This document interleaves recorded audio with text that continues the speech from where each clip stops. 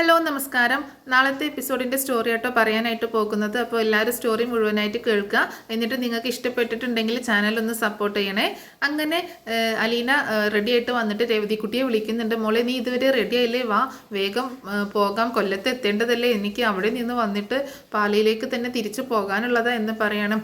അപ്പോൾ രേവതിക്കുട്ടി ചോദിക്കുന്നുണ്ട്, ചേച്ചി കൊല്ലത്ത് നിന്ന് വീണ്ടും പോകണ്ടേ ത്യാഗഭവനിലേക്ക് എന്ന് ചോദിക്കണം. അത് നമുക്കൊരു ഓട്ടോ വിളിച്ചെങ്ങാനും പോകാം എന്ന് പറയാണ്. എനിക്കിനി അവിടെ പോയി ഇവിടെ വന്നിട്ട് പാലയിലേക്ക് തിരിച്ചു പോകാൻ സമയം ഉണ്ടാവോ എന്നിങ്ങനെ അലീന പറയുമ്പോൾ ദൈവത്തിനറിയാം ചേച്ചി എന്ന് പറയണം. ചേച്ചി എൻ്റെ മുഖത്ത് പൗഡർ ഉണ്ടോ നോക്കി എന്ന് പറയുമ്പോൾ നീ സുന്ദരിയല്ലേ, പൗഡറൊന്നും ഇല്ല എന്നൊക്കെ പറയണം. അല്ലെങ്കിൽ ഞാൻ സുന്ദരിയൊക്കെ തന്നെയാണ്, സുന്ദരി ആയിട്ടുണ്ട് എന്ന് അലീന പറയുമ്പോഴാട്ടോ. അല്ലെങ്കിൽ ഞാൻ സുന്ദരി എന്ന് പറയുമ്പോൾ സമ്മതിച്ചു, നീ സുന്ദരി തന്നെയാണ് എന്ന് പറയട്ടോ. അപ്പോൾ അലീന പറയുന്നുണ്ട്, എനിക്കിനി അവിടുന്ന് വന്നിട്ട് പോവാൻ സമയം ഉണ്ടാവുമോ എന്ന് ചോദിക്കുമ്പോൾ നമുക്ക് ആൻറ്റിയും അങ്കിളും കൂടെ വന്നിരുന്നെങ്കിൽ നല്ലതായിരുന്നു അല്ലേ ചേച്ചി എന്ന് പറയാണ് രേവതിക്കുട്ടി. അങ്ങനെയൊന്നും നമ്മൾ ചിന്തിക്കരുത് മോളെ. അവർ വരുന്നുണ്ടെങ്കിൽ ഓക്കെ, കുഴപ്പമില്ല. പക്ഷെ നമ്മൾ അവരോട് ചോദിക്കുമ്പോൾ അത് അവരെ ബുദ്ധിമുട്ടിക്കുന്നത് പോലെയല്ലേ എന്ന് പറയണം. അതൊന്നും കുഴപ്പമില്ല, ഞാൻ ചോദിച്ചാൽ ആദ്യമൊക്കെ എന്നോട് ദേഷ്യപ്പെടുമെങ്കിലും പിന്നെ സമ്മതിക്കും എന്നൊക്കെ പറയുമ്പോൾ വേണ്ട മോളെ, അത് അവരുടെ നല്ല മനസ്സുകൊണ്ടല്ലേ, അത് നമ്മൾ മിസ്യൂസ് ചെയ്യരുത്. അവർക്ക് ഇഷ്ടക്കേട് ഉണ്ടെങ്കിലോ നമ്മൾ ചോദിക്കുന്നത് കൊണ്ട് ഓക്കെ പറയുന്നതാണെങ്കിലോ എന്നൊക്കെ പറയുമ്പോൾ അങ്ങനെയൊന്നുമല്ല ചേച്ചിയെ, ഞാൻ ചോദിച്ചാൽ സമ്മതിക്കുകയൊക്കെ ചെയ്യും, എന്നെ വലിയ ഇഷ്ടമൊക്കെ തന്നെയാണ്, പിന്നെ ഞാൻ കൊച്ചല്ലേ, എനിക്ക് എന്ത് വേണമെങ്കിലും ചോദിക്കാമല്ലോ എന്ന് പറയുമ്പോൾ അയ്യോടി ഒരു കുഞ്ഞ് കൊച്ച് വന്നേക്കുന്നു എന്ന് പറഞ്ഞ് കളിയാക്കണം കേട്ടോ അലീന രേവതിക്കുട്ടിയും. അതെന്ത് ചേച്ചി, ഞാൻ കൊച്ചല്ലേ, ഞാൻ ചേച്ചിയുടെ അനിയത്തിക്കുട്ടിയല്ലേ, ഇവിടെയാണെങ്കിലും ഞാനല്ലേ കൊച്ച് എന്നൊക്കെ പറയണേ രേവതിക്കുട്ടി. അപ്പം അങ്ങനെ എന്തായാലും നമുക്ക് പോയി നോക്കാം. അപ്പോൾ ചിന്നുമോൾക്ക് ഡ്രസ്സ് എന്തെങ്കിലുമൊക്കെ വാങ്ങിക്കേണ്ട ചേച്ചി എന്ന് രേവതിക്കുട്ടി ചോദിക്കുമ്പോൾ അത് നമുക്ക് കൊല്ലത്ത് ചെന്നിട്ട് വാങ്ങിക്കാം, അവിടെ ഏതെങ്കിലുമൊക്കെ കടകളുണ്ടാകും എന്ന് പറയാണ് അലീന. നമ്മളിപ്പോൾ ബസ്സൊക്കെ പിടിച്ച് അവിടെ എത്തുമ്പോഴേക്കും ഒരു സമയമാവുമല്ലോ, ഇവിടെ നിന്ന് വാങ്ങിച്ച് അത് കൈ പിടിച്ചുകൊണ്ട് പോവണ്ടല്ലോ, അവിടെ എത്തുമ്പോൾ ചിന്നുമോക്കുള്ള സാധനങ്ങളൊക്കെ വാങ്ങിക്കാം എന്ന് പറയാണ്. എന്നാൽ വാ ചേച്ചി, നമുക്കിനി അധികം സമയം കളയണ്ട, പെട്ടെന്ന് പോയേക്കാം എന്ന് പറഞ്ഞ് രണ്ടുപേരും കൂടി താഴേക്ക് വരുമ്പോൾ കാണുന്ന കാഴ്ച എന്താ, അവരെക്കാൾ മുന്നേ റെഡി ആയിട്ടിരിക്കുകയാണ് മാമച്ചാനും ഗ്രേസും. ഇതെന്താ നിങ്ങളെങ്ങോട്ടാ പോണേന്ന് രേവതിക്കുട്ടി ചോദിക്കുകയാണേ. ഞങ്ങളും പോവാണ്, ഞങ്ങളൊരു സ്ഥലം വരെ പോകണു, നിങ്ങളേതായാലും പോവല്ലേ എന്ന് പറയണേ. നിങ്ങളെങ്ങോട്ടാ പോണേ എന്ന് പറഞ്ഞില്ലല്ലോ എന്ന് ചോദിക്കുമ്പോൾ ഞങ്ങൾ വേറൊരു വഴിക്ക് പോവുകയാണ്, നിങ്ങൾക്ക് ബസ് സ്റ്റോപ്പിൽ ഇറക്കി തന്നാൽ പോരെ, നിങ്ങൾ വേണേ വണ്ടിയിൽ കയറിക്കോ എന്ന് പറയുമ്പോൾ അല്ല ആൻറ്റി പോണ കാര്യം എന്നോട് പറഞ്ഞില്ലല്ലോ എന്ന് രേവതിക്കുട്ടി ചോദിക്കുമ്പോൾ നിന്നോട് പറഞ്ഞിട്ട് വേണോ ഞങ്ങൾക്ക് എങ്ങോട്ടെങ്കിലും പോകാൻ എന്ന് ചോദിക്കുകയാണ് മാമച്ചാൻ. അത് പിന്നെ വേണ്ടേ, എന്നോട് പറയാതെ നിങ്ങൾ എവിടെയെങ്കിലും പോവാറുണ്ടോ? ഇല്ലല്ലോ എന്ന് ചോദിക്കുമ്പോൾ ഗ്രേസമ്മ പറയുന്നുണ്ട്, ഞങ്ങളും വരികയാണ് നിങ്ങളുടെ കൂടെ കൊല്ലത്തേക്ക് ചിന്നുമോളെ കാണാൻ എന്ന് പറയണേ.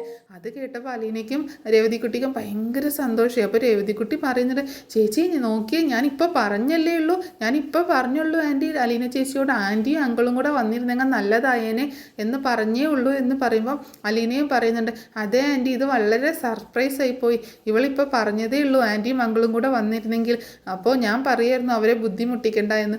എന്ത് ബുദ്ധിമുട്ട്, നിങ്ങളങ്ങനെ തനിച്ച് വിടാൻ പറ്റുമോ? രണ്ട് പെൺകുട്ടികൾ അങ്ങനെ എങ്ങനെ തനിച്ച് കൊല്ലം വരെയൊക്കെ വിടുക? നിങ്ങൾ പോയിട്ട് എന്താ സംഭവിക്കുക? ഞങ്ങളിവിടെ ആകെ ടെൻഷനായിട്ട് ഇരിക്കേണ്ടേ, അതുകൊണ്ട് അങ്ങനെ തനിച്ച് വിടാനൊന്നും പറ്റത്തില്ല. എനിക്കും മാമച്ചാനും ഇവിടെ വേറെ ഒരു പണിയില്ല, മാമച്ചാനാണെങ്കിൽ ഇന്ന് ഫുൾ ഫ്രീ ആണ്, ഇനി എന്തെങ്കിലും ബുദ്ധിമുട്ടുണ്ടെങ്കിൽ മാമച്ചാനെ കൊണ്ട് അത് ഞാൻ മാറ്റിപ്പിക്കുകയും ചെയ്തിട്ടുണ്ട്, അതുകൊണ്ട് നമുക്ക് ഒരുമിച്ച് പോയിട്ട് വരാമെന്ന് പറയണം. അത് കേട്ടിട്ട് ഭയങ്കര സന്തോഷമാവാണ് അലീനയ്ക്കും രേവതിക്കും. എന്നാൽ വേഗം വാ, ഇനി അധികം സമയം കളയേണ്ട, നമുക്ക് പെട്ടെന്ന് പോയേക്കാം എന്ന് പറഞ്ഞ് അലീനയും രേവതിയും കൂട്ടിയിട്ട് മാമച്ചാനും ഗ്രേസമ്മയും കൂടി പുറത്തേക്ക് ഇറങ്ങുകയാണ്. അപ്പോൾ ആ സമയത്ത് ജോസൂട്ടി വരുന്നുണ്ട്. അപ്പോൾ ജോസൂട്ടി ചോദിക്കുന്നുണ്ട്, എല്ലാവരും കൂടി ഇത് എവിടെ പോവുകയാണ്, ഇന്നലെയും പോയി ഇന്നും പോവുകയാണോ എന്ന് ചോദിക്കുമ്പോൾ ഞങ്ങളെ ഒന്ന് കൊല്ലം വരെ പോവുകയാണ്, വരാൻ ഇത്തിരി വൈകും, നീ വീടൊക്കെ ഒന്ന് നോക്കിക്കോളും, ശ്രദ്ധിച്ചേക്കണം, ആ കള്ളന്മാരൊക്കെ ഉണ്ടെന്ന് അലീന കണ്ടത് കൊണ്ട് ഒരു വാഴക്കുല നഷ്ടപ്പെട്ടില്ല, അപ്പോൾ നീ അതൊന്ന് ശ്രദ്ധിച്ചേക്കണം, ഒന്ന് ചുറ്റും പറമ്പിലൊക്കെ ഒന്ന് പോയി നോക്കിയേക്കണം എന്ന് ജോസൂട്ടിയോട് പറയുമ്പോൾ ജോസൂട്ടി പറയുന്നുണ്ട്, ആ ശരി ഞാൻ നോക്കിക്കോളാം എന്ന് പറയണം. അങ്ങനെ ജോസൂട്ടിയോട് യാത്ര പറഞ്ഞു പോവുകയാണ് 4 പേരും കൂടിയിട്ടോ. പിന്നീട് കാണിക്കുന്നത് വൈജയുടെ സീനുകളാണ് കേട്ടോ. വൈജയാണെങ്കിൽ ഇങ്ങനെ കിച്ചണിൽ കിടന്ന് കഷ്ടപ്പെടുകയാണ്, ഒരു പണി മര്യാദക്ക് ചെയ്യാൻ പറ്റുന്നില്ല, ഒന്നും ചെയ്യണോ ഒന്നും ശരിയാവണമില്ല, ആകെ അലീനയെ പ്രാഗി പറഞ്ഞുകൊണ്ടാണ് ഓരോ ജോലിയും ചെയ്യുന്നത്. കൃഷ്ണയാണെങ്കിൽ ചപ്പാത്തി പരത്തുന്ന ഇട്ടിട്ട് പോവുകയും ചെയ്തു. ബബിത ഒരു പണിയും ചെയ്യാനായിട്ട് വരുന്നില്ല.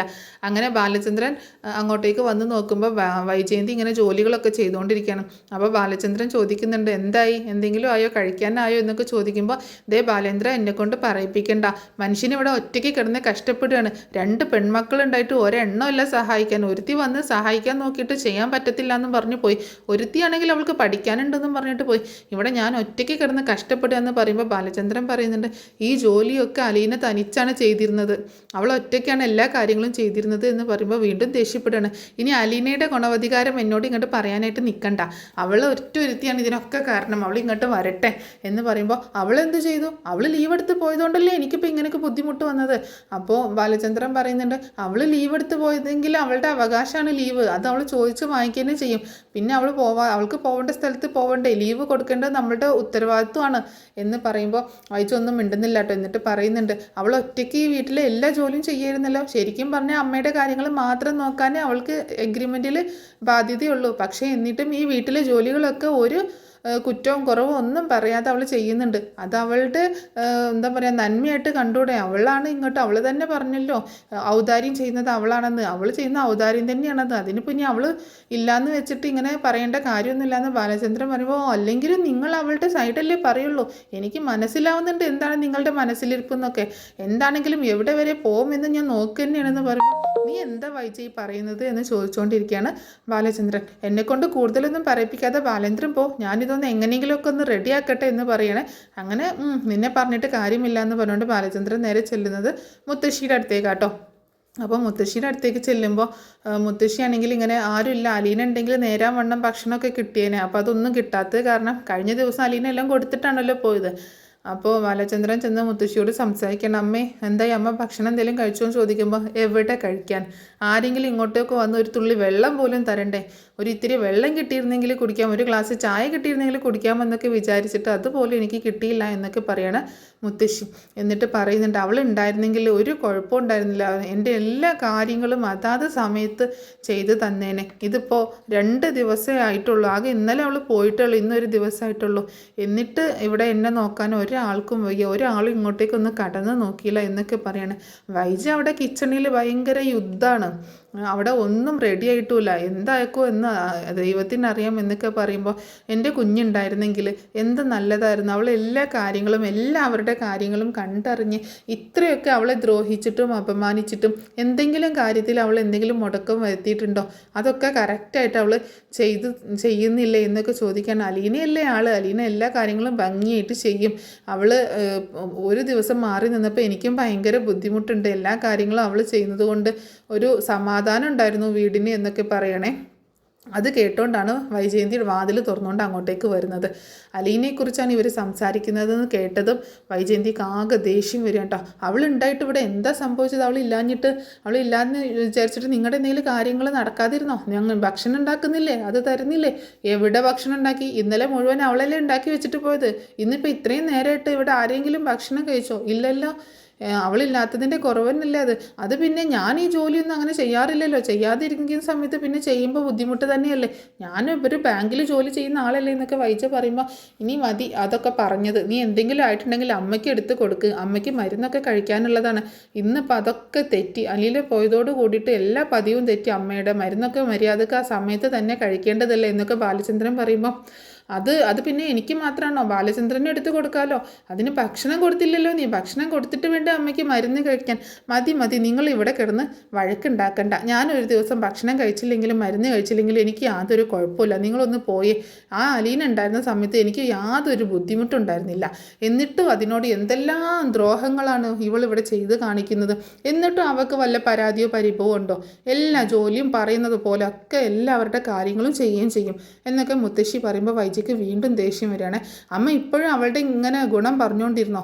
അവൾക്ക് അത്രയ്ക്ക് സ്നേഹം ഉണ്ടായിരുന്നെങ്കിൽ അവൾ അമ്മയെ ഇവിടെ ഇങ്ങനെ ബുദ്ധിമുട്ടിക്കാനായിട്ട് ഇട്ടിട്ട് പോവോ? എടി, അവൾ എന്ത് കാണിച്ചു എന്നാണ് നീ പറയുന്നത്? അവൾ എന്നെ ഇട്ട് ബുദ്ധിമുട്ടിച്ചു എന്നോ? അവളിവിടെ ആക്കിയിട്ട് പോയത് ആരുടെ അടുത്താണ്? നിൻ്റെ അടുത്തല്ലേ എന്നെ ഇവിടെ ഇട്ടിട്ട് പോയേക്കണത്.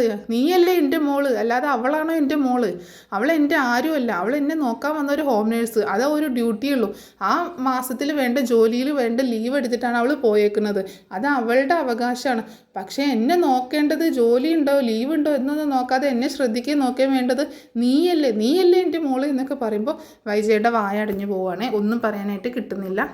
അതിനൊക്കെ ഇവൾക്ക് എവിടെ അമ്മ നേരം? അങ്ങനെയൊക്കെ ചിന്തിക്കാനുള്ള മനസ്സ് പോലും ഇവൾക്കില്ല. ഇവൾക്ക് ആകെ ഉണ്ടെങ്കിൽ ഇപ്പം ആകെ ഒരു ശത്രു ഉണ്ട്, അലീന. അലീനയെ എങ്ങനെ ദ്രോഹിക്കണം, എന്തൊക്കെ തെറ്റുകുറ്റങ്ങൾ അലീന ചെയ്യുന്നതിൽ കണ്ടെത്തണം എന്നുള്ള ചിന്ത മാത്രമേ ഇവൾക്ക് ഇപ്പോൾ ഉള്ളൂ. അവളെ എങ്ങനെയെങ്കിലും ദ്രോഹിക്കണം, അവളെ വഴക്ക് പറയണം, ആ ഒരു ചിന്ത മാത്രമേ ഉള്ളൂ ഇവൾക്ക്. അവളോട് എന്തോ ഒരു ശത്രുത ഉള്ളതുപോലെയാണ് ഇവളുടെ പെരുമാറ്റം എന്നൊക്കെ ബാലചന്ദ്രൻ പറയുമ്പോൾ, ബാലേന്ദ്ര വേണ്ട, എന്നെ വല്ലാണ്ട് ദേഷ്യം പിടിപ്പിക്കേണ്ട. അവളെ എനിക്ക് ഒട്ടും ഇഷ്ടമല്ല എന്ന് ഞാൻ ആദ്യമേ പറഞ്ഞിട്ടുള്ളതാണ്. പിന്നെ അവളോട് ഇതുവരെ ശത്രുത തോന്നിയിട്ടില്ല എനിക്ക്, അതും ഞാൻ പറഞ്ഞിട്ടുണ്ട്. പക്ഷേ നിങ്ങൾ പറഞ്ഞ് എന്നെ അവളുടെ ശത്രുവാക്കി മാറ്റണ്ട. എനിക്ക് ശത്രുത തോന്നിക്കഴിഞ്ഞാൽ പിന്നെ ഞാൻ അവളെ ഇവിടെ വെച്ച് വാഴിക്കത്തില്ല എന്നൊക്കെ ഇങ്ങനെ ദേഷ്യപ്പെട്ട് പറയണം. എനിക്ക് ശത്രുത തോന്നുന്ന കാര്യങ്ങൾ ഏകദേശം ഇവിടെ നടക്കാൻ തുടങ്ങിയിട്ടുണ്ടെന്ന് എനിക്കറിയാം. അപ്പം ഞാൻ എന്താണ് ചെയ്യാൻ പോണതെന്നൊക്കെ നിങ്ങൾ കണ്ടോ എന്നൊക്കെ പറഞ്ഞുകൊണ്ട് വൈജയന്തി അവിടെ നിന്ന് ദേഷ്യപ്പെട്ടുകൊണ്ട് പോവുകയാണ്. അപ്പോൾ ബാലചന്ദ്രൻ പറയുന്നുണ്ട്, അവൾ മാറാനൊന്നും പോകുന്നില്ല അമ്മേ, അവളുടെ സ്വഭാവം മാറാനൊന്നും പോകുന്നില്ല എന്ന് പറയുമ്പോൾ, എൻ്റെ മോനെ നീ ആയിട്ടാണല്ലോ ക്ഷമിക്കുന്നത്, ഇത്രയൊക്കെ സഹിക്കുന്നത്, നിൻ്റെ അത്രയും ക്ഷമയും സഹനശക്തിയൊന്നും ഇല്ലാതെ പോയല്ലോ എന്ന് പറയണേ. അപ്പോൾ ബാലചന്ദ്രൻ പറയുന്നുണ്ട്, ഞാൻ കല്യാണം കഴിഞ്ഞ അന്ന് മുതൽ ക്ഷമിക്കുകയും സഹിക്കുകയും ചെയ്യാണ് അമ്മേ. എന്തായിരിക്കും ഇവളുടെ സ്വഭാവത്തിന് ഇങ്ങനെ മാറ്റം? മുൻപൊന്നും ഇങ്ങനെ ആയിരുന്നില്ല മോനെ ഇവൾക്ക് എന്താ സംഭവിച്ചതെന്ന് പോലും എനിക്ക് അറിയത്തില്ല എന്ന് മുത്തശ്ശി പറയണം. അപ്പോൾ മുത്തശ്ശിക്കും ശരിക്കും ഇവരുടെ ജീവിതത്തിൽ എന്താ സംഭവിച്ചതെന്നുള്ള വലിയ ഐഡിയ ഇല്ലാത്തതുപോലെയാണ് സംസാരിക്കുന്നത് കേട്ടോ. പക്ഷേ മുത്തശ്ശിക്ക് ഏകദേശം കാര്യങ്ങളൊക്കെ അറിയാം. മുത്തശ്ശിയോട് പറയാതിരിക്കൊന്നുമില്ലല്ലോ, മുത്തശ്ശിക്കൊക്കെ അറിയാം. പക്ഷേ എല്ലാവർക്കും അങ്ങനെ കാര്യങ്ങളൊന്നും അറിയത്തില്ല. അപ്പോൾ ബാലചന്ദ്രൻ പറയുന്നുണ്ട്, എന്താണെങ്കിലും എനിക്ക് അവളോട് ദേഷ്യമോ വെറുപ്പോ അങ്ങനെയൊന്നുമില്ല, എനിക്ക് സ്നേഹം ഒക്കെ തന്നെയാണ്. പക്ഷേ എന്ന് പറഞ്ഞിങ്ങനെ നിർത്തുമ്പോൾ മുത്തശ്ശിക്ക് ഭയങ്കര വിഷമാവുകയാണ്. അപ്പോൾ മുത്തശ്ശി ഇങ്ങനെ ബാലചന്ദ്രനെ ഓർത്ത് വിഷമിക്കുന്നുണ്ട്. അപ്പോൾ മുത്തശ്ശി ഒന്ന് നോക്കിയിട്ട് ബാലചന്ദ്രൻ അവിടെ നിന്ന് പോവുകയാണ്. പിന്നീട് കാണിക്കുന്നത് നമ്മുടെ രവതിക്കുട്ടിയും അലീനയും മാമച്ചാനും ഗ്രേസമ്മയും കൂടെ ഇങ്ങനെ കാറിൽ പോയിക്കൊണ്ടിരിക്കുക കേട്ടോ. അങ്ങനെ പോണ പോക്കിൽ ഭയങ്കര സന്തോഷത്തോടുകൂടി കളിച്ചും ചിരിച്ചും വർത്താനൊക്കെ പറഞ്ഞിട്ടാട്ടോ രവതിക്കുട്ടി. ഭയങ്കര സന്തോഷമാണ്. അലീനയാണെങ്കിൽ എടി ഒന്ന് പതുക്കെ സംസാരിക്കടി എന്ന് പറയുമ്പോൾ, ഒന്ന് പോ ചേച്ചി, ഇവിടെ അപ്പോൾ ആരെ കേൾക്കാനുള്ളത്, ആൻറ്റിയും അങ്കിളും അല്ലേ, ഇവരെൻ്റെ ആൻറ്റിയും അങ്കിളാണ്, ഇവർക്ക് ഒരു കുഴപ്പമില്ല ഞാൻ എന്ത് പറഞ്ഞാലും എന്നൊക്കെ പറയാട്ടോ. അയ്യോടി ഞങ്ങൾക്കൊരു കുഴപ്പമില്ലാന്ന് നീയാണോ അങ്ങ് തീരുമാനിക്കുന്നതെന്ന് ഗ്രേസമ്മ ചോദിച്ച് കളിയാക്കുന്നുണ്ട് കേട്ടോ. അങ്ങനെ പോകുന്ന വഴിക്ക് രവതിക്കുട്ടി പറയുന്നുണ്ട്, എനിക്ക് കരിക്ക് കുടിക്കണം, എനിക്ക് കരിക്ക് വേണം, ഇളനീര് വേണം എന്നൊക്കെ പറയുമ്പോൾ അതൊക്കെ വാങ്ങിച്ചു കൊടുക്കുന്നുണ്ട്. അങ്ങനെ പോകുന്ന വഴിക്ക് കുറച്ച് നമ്മുടെ ചിന്നുമോക്കുള്ള കുറച്ച് ഡ്രസ്സുകളും ഉടുപ്പും ഒക്കെ ആയിട്ടാണ് ഇവർ 4 പേരും കൂടി പോണത്. അങ്ങനെ അവിടെ ത്യാഗഭവനിൽ എത്തുക കേട്ടോ, കൊല്ലത്ത് ത്യാഗഭവനിൽ എത്തുന്നുണ്ട്. അങ്ങനെ കാറിൽ നിന്ന് ഇറങ്ങുന്ന രവതിക്കുട്ടിക്കും അലീനയ്ക്കും ഭയങ്കര സന്തോഷമാവാണ്. അന്ന് ചിന്നുമോൾ അവിടെ കൊണ്ടുപോയി ആക്കിയ ദിവസമൊക്കെ അവരിങ്ങനെ ഓർക്കുക കേട്ടോ. അങ്ങനെ ഭയങ്കര സന്തോഷത്തോട് കൂടിയിട്ട് വാ ആൻറ്റി അങ്കിൾ എന്നൊക്കെ വിളിച്ച് അവരെയും വിളിച്ചുകൊണ്ട് അകത്തേക്ക് കയറി ചെല്ലുകയാണ്. അങ്ങനെ ഇവർ അകത്തേക്ക് കയറി ചെല്ലുമ്പോൾ മദറിനെ കാണുന്നുണ്ട്. അപ്പോൾ മദറിനെ ഇവരെ കാണുമ്പോൾ തന്നെ മനസ്സിലാവട്ടെ, അലീന നിങ്ങൾ വന്നോ അങ്ങനെ രവതിക്കുട്ടിയുടെ അലീനയോടും വിശേഷങ്ങൾ ചോദിക്കുന്നുണ്ട്. അപ്പോൾ ഇതൊക്കെ ആരാന്ന് ചോദിക്കുമ്പോൾ രവതിക്കുട്ടി നിൽക്കുന്ന വീട്ടിലെ സാറും ആൻറ്റിയാണെന്ന് പറഞ്ഞ് അവരെയും പരിചയപ്പെടുത്തുന്നുണ്ട്. അപ്പോൾ അലീന ചോദിക്കുന്നുണ്ട്, മദർ ചിന്നുമോൾ എങ്ങനെയുണ്ട്, ഇപ്പോൾ ഇവിടെ ഓക്കെ ആണോ എന്നൊക്കെ ചോദിക്കുമ്പോൾ, ഒന്നും പറയണ്ട മോളെ, ചിന്നുമോൾ നിങ്ങളെ പറ്റി പറയാത്ത ഒരു ദിവസം പോലും ഇല്ല. അലീന ആൻറ്റിയും രവി ആൻറ്റിയും അന്ന് കേക്കും നക്ഷത്രം വാങ്ങിക്കാൻ പറഞ്ഞ് പോയിട്ട് വന്നില്ലല്ലോ എന്നും പറഞ്ഞ് ഇപ്പോഴും നിങ്ങളെ കാത്തിരിക്കുകയാണെന്ന് പറയാട്ടോ സിസ്റ്റർ. അത് കേട്ടിട്ട് ലാലീനയ്ക്ക് രവതിക്കും ഭയങ്കര സങ്കടമാവുന്നുണ്ട്. ഒരു ദിവസം ഞങ്ങളുടെ കണ്ണ് വെട്ടിച്ച് ഓടിപ്പോയി മോളെ എന്ന് പറഞ്ഞപ്പോൾ ഭയങ്കര ടെൻഷനാവുക കേട്ടോ. പുറത്തേക്ക് റോട്ടിലേക്ക് പോയി, ഭാഗ്യം കൊണ്ടാണ് അന്ന് രക്ഷപ്പെട്ടത് എന്ന് പറയണ. സിസ്റ്റർ എന്തെങ്കിലും പറ്റിയിരുന്നു ചോദിക്കുമ്പോൾ ഒന്നും പറ്റിയിട്ടൊന്നുമില്ല എന്ന് പറയാണ്. എവിടെയാണ് ചിന്നുമോളുള്ളതെന്ന് രവതിക്കുട്ടി ചോദിക്കുക കേട്ടോ. അങ്ങനെ അകത്തേക്കുണ്ട് വാ എന്ന് പറഞ്ഞിട്ട്, അങ്കിളെ ഞങ്ങൾ ചിന്നുമോളെ കൂട്ടിയിട്ട് വരാമെന്ന് പറഞ്ഞ് അവർ 2 പേരും കൂടി ചിന്നുമോളുടെ അടുത്തേക്ക് ചെല്ലുക കേട്ടോ. അങ്ങനെ ചിന്നുമോള് കൂട്ടുകാരുടെ കൂടെ ഒന്നും കളിക്കാതെ ഒരു സ്ഥലത്ത് ഇങ്ങനെ മാറി നിൽക്കുകയായിരുന്നു. അപ്പോൾ രവതീനെ അലീനയും കണ്ടപ്പോൾ നോക്കുന്നുണ്ട് കേട്ടോ. അപ്പോൾ മദർ പറയുന്നുണ്ട്, ഇത് ആരാണെന്ന് നോക്കിയ ചിന്നുമോളേന്ന് വിളിക്കുക കേട്ടോ മദർ. അങ്ങനെ ചിന്നുമോള് തിരിഞ്ഞ് നോക്കുമ്പോഴാണ് രവതീനെ അലീനയും കാണുന്നത്. അലീന ആൻറ്റി രവി ആൻറ്റി എന്ന് വിളിച്ചുകൊണ്ട് ഓടി വരിക കേട്ടോ അവരുടെ അടുത്തേക്ക്. അങ്ങനെ ഭയങ്കര സന്തോഷമാണ്.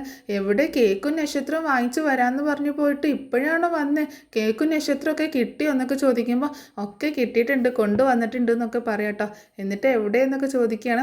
അതൊക്കെ എടുത്തു തരാൻ ചിന്നുമോള് വന്നേ എന്ന് പറഞ്ഞിട്ട് അലീനയുടെ കൈ പിടിച്ചുകൊണ്ട് അങ്ങനെ ചിന്നുമോള് വരികയാണ്. കൂടെ രവതിയും കൊണ്ട് വരിക കേട്ടോ.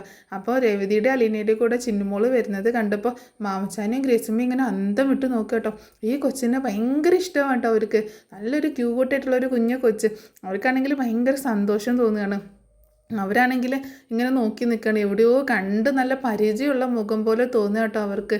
ഭയങ്കരമായിട്ട് എന്തോ ഒരു അട്രാക്ഷൻ മാമച്ചാനും ഗ്രേസമ്മയ്ക്കും ചിന്നമോളോട് തോന്നുകയാണ്.